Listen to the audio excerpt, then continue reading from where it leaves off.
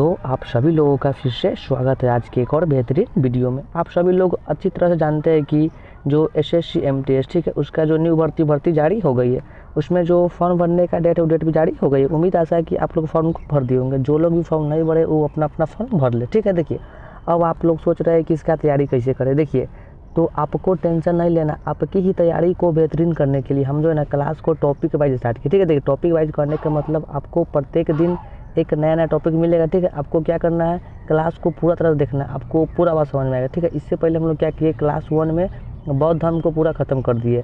अगर आप क्लास 1 नहीं किए तो उसका लिंक आपको डिस्क्रिप्शन में मिल जाएगा, जाके कर लीजिएगा, ठीक है। आज हम लोग क्या करेंगे, एक करेंगे क्लास 2। क्लास 2 में हम लोग क्या देखेंगे, जैन धर्म। मतलब आपसे एग्जाम में जैन धर्म से जो भी क्वेश्चन पूछेगा आप उस सब क्वेश्चन को कर लीजिएगा, ठीक है। चलिए हम लोग करते हैं क्लास को स्टार्ट। देखिए सबसे पहले आपको जानना क्या है यहाँ पे, चलिए देखिए यहाँ पे क्या लिखा हुआ है, जैन धर्म।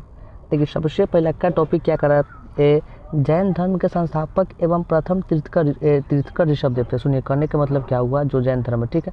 तो जैन धर्म के जो सबसे प्रथम तीर्थकर कौन थे, ऋषभदेव। आपसे क्वेश्चन एग्जाम में क्या पूछेगा, इसे पूछेगा से जैन धर्म के संस्थापक कौन थे, आपको क्या बोलना है, ऋषभदेव, ठीक है। आपको याद रखना है क्या, ऋषभदेव।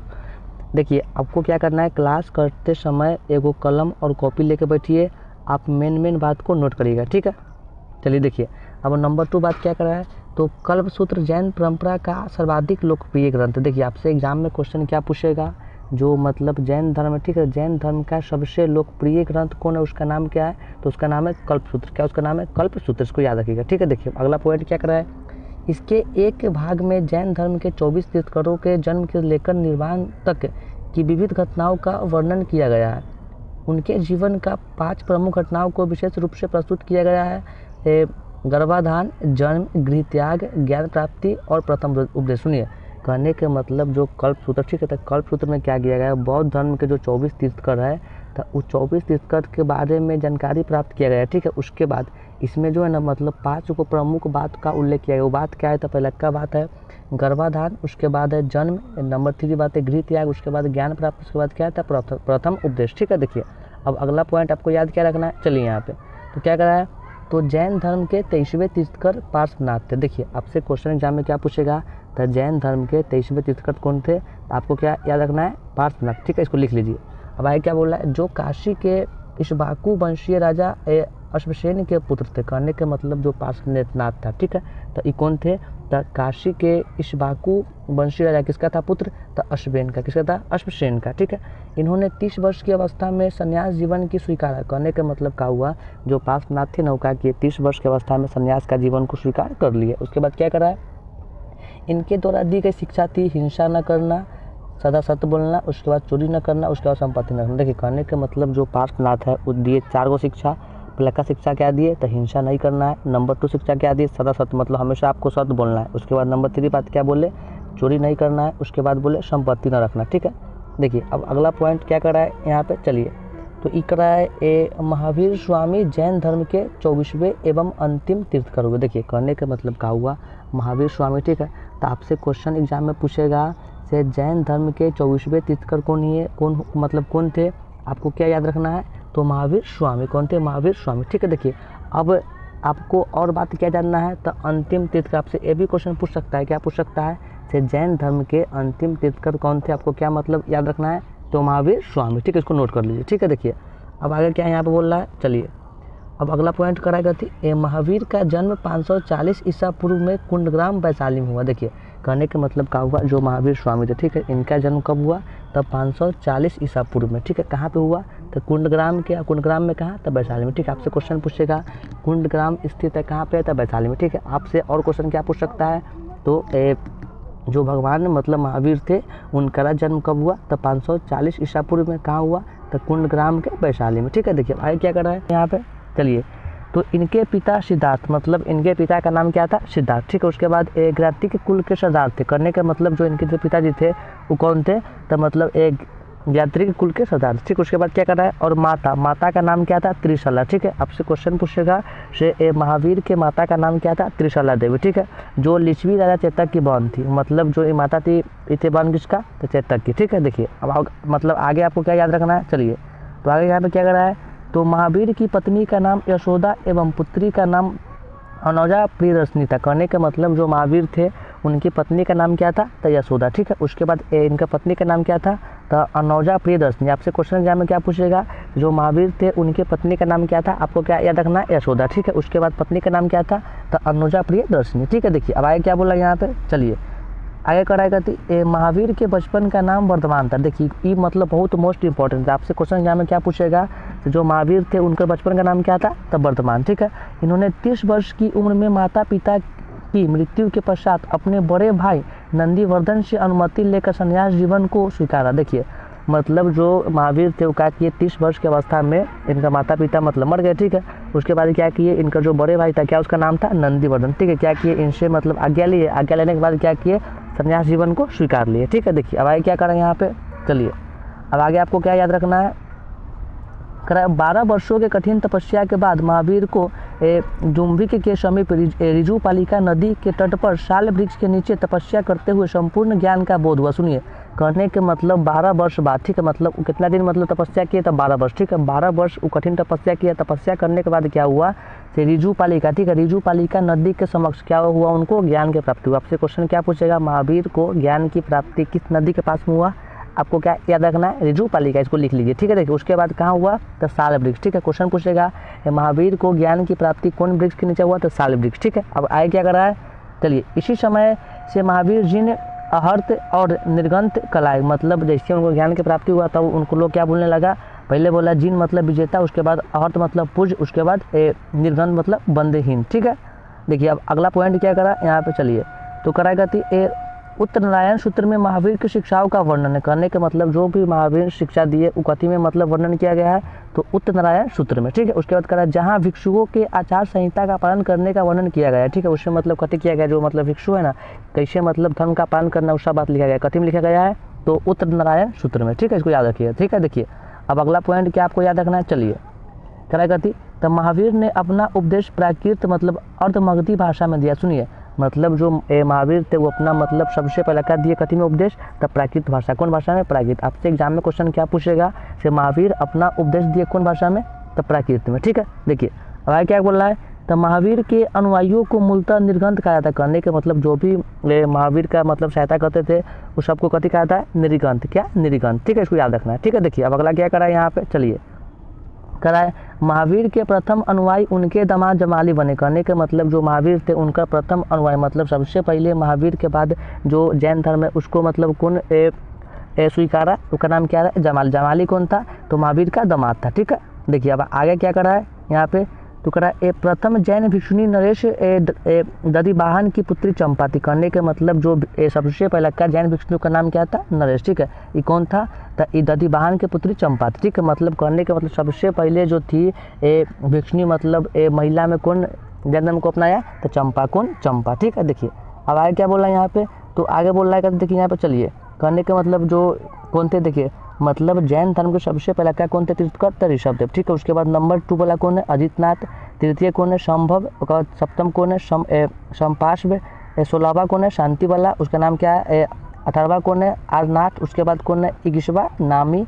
उसके बाद 22वां कौन है? तब अरिष्टेम्बी। उसके बाद 23वां कौन है? पार्श। और देखिए 24वां कौन है? महावीर। देखिए आपसे एग्जाम में याद रखना प्रथम और 24वां। ठीक है, आपसे पूछेगा प्रथम कौन है? तो ऋषभदेव। ठीक है, उसके बाद 24वां कौन है? तो महावीर। ठीक है, देखिए अब आपको नोट में याद क्या रखना, चलिए नोट क्या कर रहा है, तो 2 जैन तीर्थंकरों ऋषभदेव एवं अरिष्टनेमी के नामों का उल्लेख ऋग्वेद में मिलता है। कहने के मतलब ऋग्वेद ऐसे क्वेश्चन पूछे, क्या पूछेगा से ऐसा कौन मतलब जैन धर्म को अपनाने वाला 2 व्यक्ति है जिसका मतलब उल्लेख मिलता है ऋग्वेद में, तो उसका नाम क्या है? ऋषभदेव। उसके बाद नाम क्या है उसका? अरिष्टनेमी। ठीक है, देखिए अब आगे क्या बोल रहा है, चलिए समझते हैं अगला पॉइंट। अगला पॉइंट क्या करा आप लोगों का यहाँ पे है, तो महावीर ने अपने शिष्यों को 11 गंधर्वों में विभाजित किया था। कहने का मतलब जो महावीर है अपन शिष्य को बांट दिया कितना गंधर्वों में? 11 में। ठीक है, देखिए अब आगे क्या बोल रहा है, तो आज सुधर्मा अकेला ऐसा गंधर्व था जो महावीर की मृत्यु के बाद भी जीवित रहा और जैन धर्म का प्रथम थेरा का मुख्य उपदेश हुआ। देखिए कहने का मतलब जब महावीर मर गए तो महावीर के मरने के बाद जो जैन धर्म है उसका मतलब पूरा प्रचार प्रसार कौन किया? उसका नाम क्या है? उसका नाम है आर्य सुधर्मा। क्या नाम उसका? आर्य सुधर्मा। ठीक है, देखिए अब आगे क्या बोल रहा है यहाँ पे, चलिए आगे कर रहा है स्वामी महावीर के भिक्षुणी संघ की प्रधान चंद्रना थी। कहने के मतलब जो स्वामी थी मतलब भिक्षुणी मतलब महिला में प्रधान कौन थी? चंदना। क्या उसका नाम है? चंदना। ठीक है, इसको याद रखना है। ठीक है, चलिए अब आगे क्या बोल रहा है यहाँ पे, आगे बोला है लगभग 300 ईसा पूर्व में मगध में 12 वर्षों का भीषण अकाल पड़ा, जिसके कारण भद्रबाहु अपने शिष्यों सहित कर्नाटक चले गए, किंतु कुछ अनुयायी स्थूलभद्र के साथ मगध में ही रुक गए।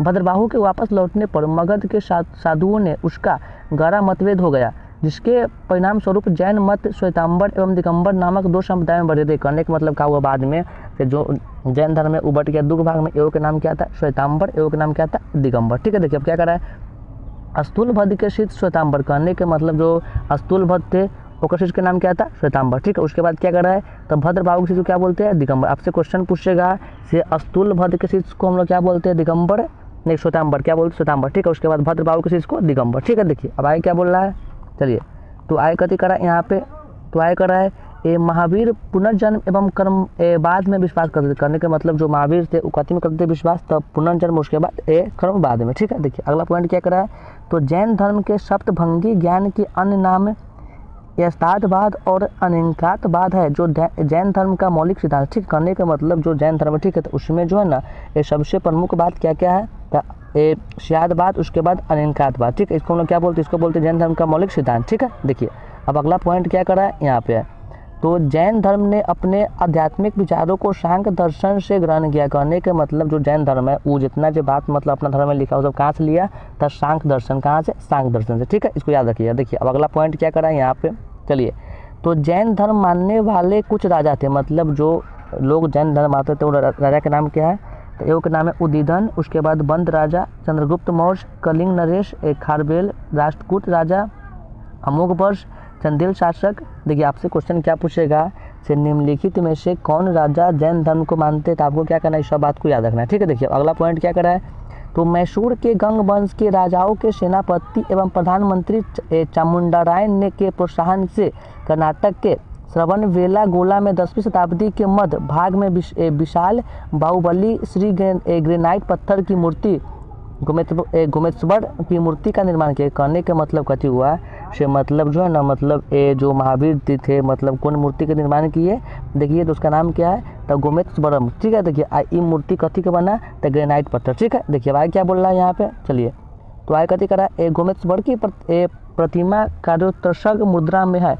महावीर तपस्या के इस मुद्रा में वह अपनी चारी ओर से के वातावरण के अनभिज्ञ है, उनके पैरों में सांप लपटे हुए। करने का मतलब वहाँ पे था, तो महावीर की जो मूर्ति था उसमें क्या था, तो उनको पैरों में मतलब क्या था, सांप लपटा हुआ। ठीक है, देखिए अब क्या करा, तो चीटियों ने मिट्टी के सरौदे बना दिए। ठीक है, यह मूर्ति 18 मीटर या 57 फीट ऊंची है। करने के मतलब उनका जो मूर्ति बना हुआ है, तो वो जो मूर्ति कितना लंबाई का, उसका हाइट कितना है, तो 18 मीटर, उसके बाद कितना ऊंचा है, तो 57 फीट। ठीक है, एवं एक ही चट्टान को काटकर बनाई गई, मतलब वो मूर्ति का निर्माण कैसे हुआ है, तो ये वो चट्टान का नाम क्या है, ग्रेनाइट। ठीक है, अब यह विश्व में एक ही पत्थर से बनी बिना किसी सहारे के खड़ी सबसे लंबी मूर्ति। आपसे क्वेश्चन पूछेगा से विश्व में सबसे लंबी मूर्ति कौन है, जो एक ही चट्टान से बना, वो मूर्ति का नाम क्या है, तो महावीर की मूर्ति। ठीक है, मूर्ति।